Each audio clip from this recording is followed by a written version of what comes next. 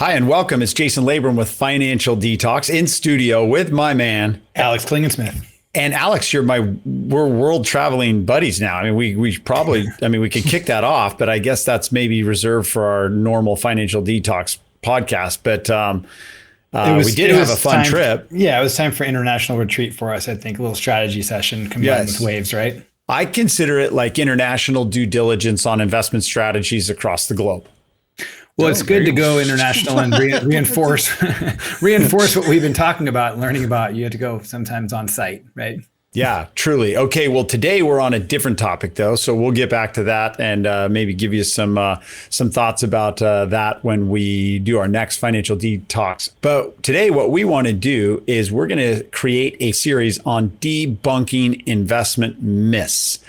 There are a lot of preconceived notions or sayings or media sensations that tend to float around in some circular motion that are really they're just wrong. And we don't want you to be caught in that trap. One of our themes here at IDA Wealth and Financial Detox is to invest well and live fully or live freely. And the only way you can invest well is if you are able to debunk these myths. These are really important parts of becoming a wise and intelligent, sophisticated investor. And so we're here to help you do that. So thanks for tuning in. We're going to do 5 parts. Stay with us. We'll go pretty quick, but there'll be accompanying slides. Thanks to our great production team in the background with Brian and Shayna helping us give this graphical representation to you as well. So we're going to hit a couple of these to start. Stay tuned for the other episodes. Please give us a like, a subscribe. We'd love to hear your comments. And always, if you have questions, reach out to us. We've got answers. Right? We have 28 people here at IDA Wealth and Financial Detox, and we love helping people make better investment decisions. So don't be afraid to reach out, and we'd love to hear what you have to say. Number 1, now we're a little past on this one, Alex. We kind of missed the ball with the sell in May and go away. Maybe we should have done this in May,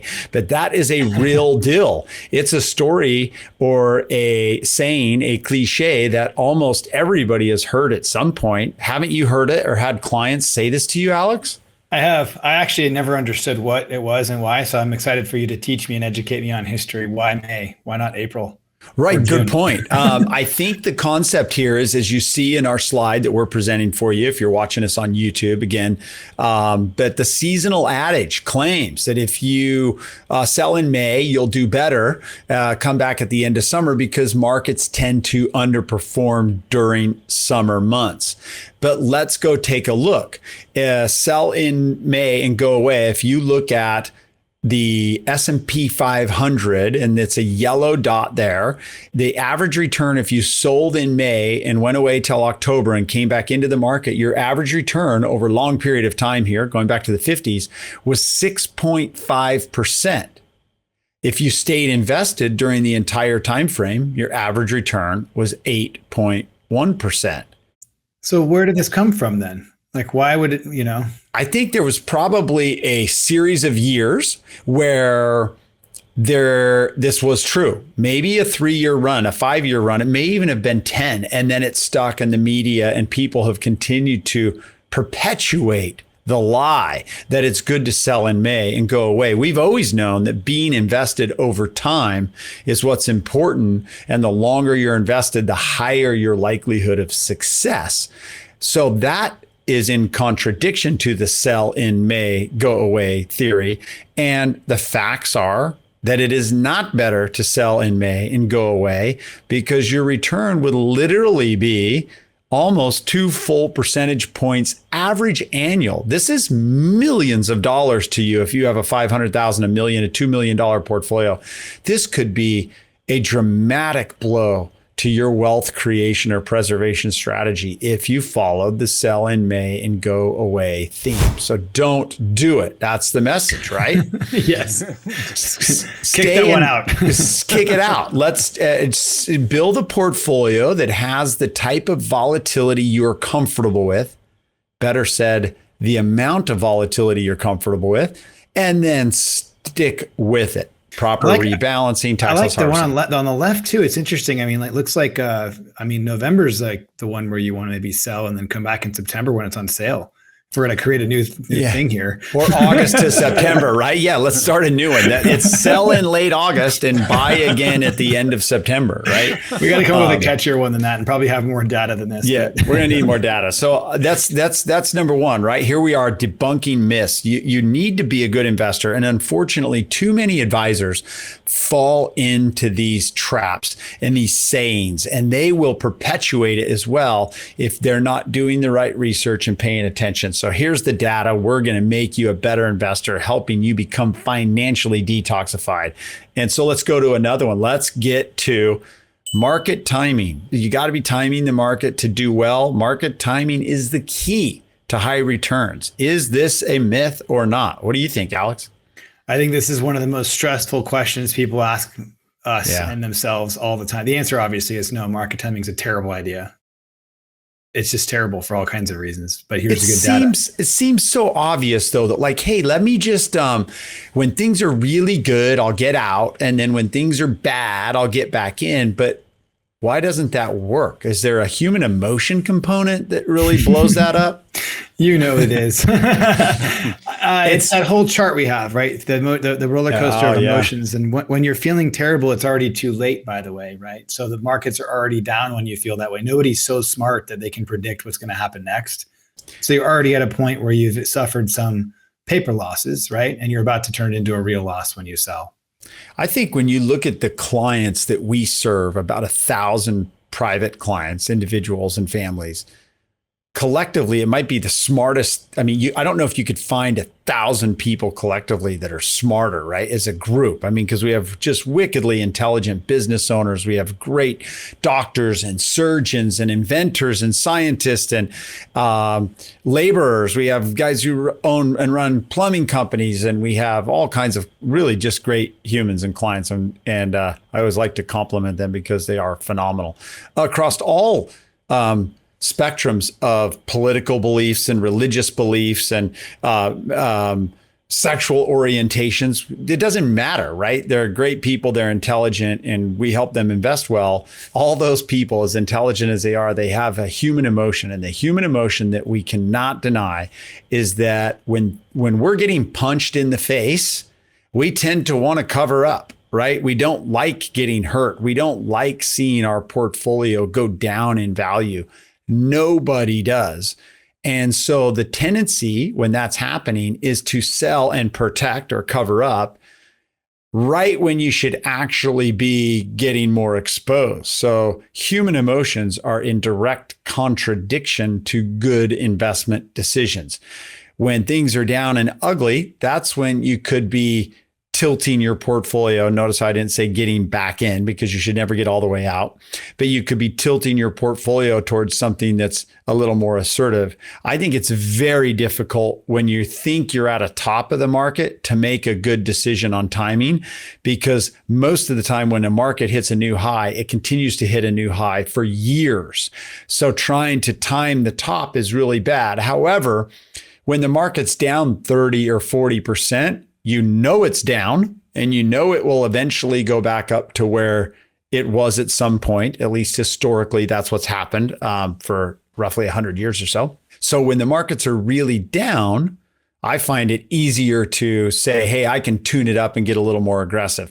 But I've never felt comfortable when the markets are high to say, oh, I'm going to go ahead and get conservative now, because the only times I've ever done that in my life, the market kept going, and then I was mad. I was being more conservative. So then I wanted to get in. And as soon as I got back in, it did go down. And then I'm like, oh, I missed it. So I should be out. And then you get out, and then it goes back up, and you play this chase. I'm going to plug a book for those that want to unpack this even further on their own time. Is The Psychology of Money, which we had as a book club book a few years ago. Good. Well, it has a lot of stories and case studies of real life events that address this exact topic. Yes. And it really boils down to the two most primal instinct emotions that we have as human beings, which are fear and greed. Yep. And so fear and greed are really, really what drives this market timing hypothesis that is very flawed. Whether you're either greedy or you're fearful, and you can switch too, which is even more confusing for a human being. But read The Psychology of Money. It's an awesome book that kind of dispels this myth even more in detail. Yep. So this is a myth. Market timing. You got to get the timing right to be a successful investor. No, in fact, you don't. 25 years of data shows us that if you just stay invested the whole time, you average roughly 8%. You take out 10 days, just 10 of the best days, which, by the way, oftentimes they come during the bear markets or the down markets, those best days do. You miss 10 of the best days, your return goes from an average of roughly 8 to an average of 4.5. You lose half the returns on 10 days. Let's keep going, Alex. We're going to do a couple more parts. And in this first or a couple more, we're still on market timing highs. So just another bit of data that, again, just tells you that even in shorter periods of time, it just doesn't work. Timing the market is very difficult. Let's see if we can go to another one. I love this one. This is really a very common myth of what to do, which is now's the wrong time to invest. When Democrats are in control, Republicans think it's the wrong time to invest. When Republicans are in control, Democrats think it's the wrong time to invest. And the bottom line is it's insignificant of who's in control politically, and the right time to invest is now. It's always now, whether the markets are high or low, because it's time in the market, not timing the there market. You go. Even Brian's got that. I got that. Yeah. He's in. But it's hard, right? And because you have all these reasons why it's not good, it's too high, the market's too high. And I love this chart because it represents what I just talked about, Alex, where you go back to 1990, when the market's at a top, it's highly likely it's going to continue to make more tops. So to say it's the wrong time to invest, and now, what a perfect example right now. Now, I'm not here to say the market is not at a top. It may be, but I'm not willing to bet that it's done going up, because it can and probably will continue to go up with intermittent downs. What do you think, Alex? Any thoughts on that one? I'll defend the people that right now are listening and saying, well, but you don't know my situation. My situation's different. I'm special. And honestly, sometimes through getting to know your situation and an in-depth financial plan, learning about your short-term goals, your long-term goals, maybe part of your money shouldn't be invested right now, but it has more to do with you and your goals and your needs than it does about the long-term goals you have of making money over time with your money. Example, if you're saving up to buy a house, if you have children going off to college, if you have large expenses, or if you owe the IRS money because you just sold something, these are times where you should not probably invest that money, because you want it to be liquid and easily available and not subject to market volatility. But long term, which is most of your money should always be long term, like forever term, your whole lifetime, it's always the right time to invest. So I just wanted to point out those poor people that are probably not able to defend themselves to us and say, we do understand your situation, but that's why you need to go walk through it with somebody and really make sure that the rest of your money is positioned for long-term success. You make such a great point, Alex. Nobody should have they shouldn't have money they need in the next 12 months invested in stocks, or I would say even bonds, longer term investments, because you need that money. So that's why you have different boxes or different categories of investments, and a good financial planner and investment advisor would help you decide how much should be in each box based upon the financial plan that you have and your life goals and your cash flow analysis. What a great point, Alex. So there is a time to not be invested, not with your whole portfolio, but there is a time to have certain money on the sidelines because you plan on using that money. I'd also add a caveat too, just against those skeptics. I'm talking to you right now. So far, we've only shown data on the S&P 500. And usually at this point, Jason's already pointed out the S&P 500 is not the market. It is simply a cap-weighted index of 500 US mega or large cap growth stocks that are really actually a poor representation of the overall investment strategy of ours, at least. So it's very important to know that like there's certain parts of the market that might move. Well, they all move seemingly at random, right? And they move at random in different ways and different patterns. So being diversified beyond the S&P 500 is really important. Maybe there's some more charts to come on this. I don't know. That's so good. And we haven't even touched the topic of, as you breach that topic, we're not even talking about private investments and alternative investments, which we believe there's phenomenal statistical data to show that that is going to absolutely improve your risk return profile. We got one more to go in this series, and this is part one of our series. Holding cash is better than investing. Maybe whoever said that, I don't know, but somebody must have, because it's on our chart. So holding cash feels safe. No doubt. Surely it feels safe. But inflation erodes purchasing power. Man, we felt that more than ever over the last 5-6 years, haven't we? Yeah. Yeah, it's ironic. Well, not ironic. I'm sure it was actually very intentional. This slide came right after the one before, because talk about kicking yourself, just leaving money in cash. At the very least, you could have put it in money markets, but even money markets are basically just guaranteeing no growth after you adjust for inflation, right? That's right. That's typically what the return is on a money market, is just the expected inflation. That's why money market's about 4% right now. That's kind of what we're experiencing, is about 4% inflation. This is the problem, is when you're looking for long-term wealth preservation, holding money in the bank in a money market in a 0.5% or 1% returning vehicle is actually the riskiest investment you could have, because you're guaranteed to lose money.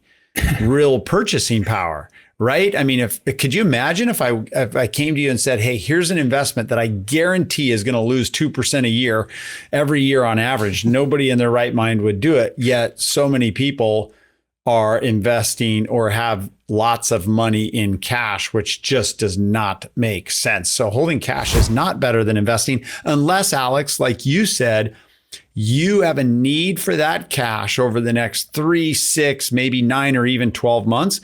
Well, then you should put it in a money market, mitigate some of the effects of inflation, and have that money liquid and available to meet your needs. Yep. Perfect. All right. So there you go. You've got a debunking myths of investments. That is part one. Stay tuned. Give us a subscribe, give us a like, and come back for part two. We're going to debunk more myths. I'm Jason Labram. It's Financial Detox at IDA Wealth.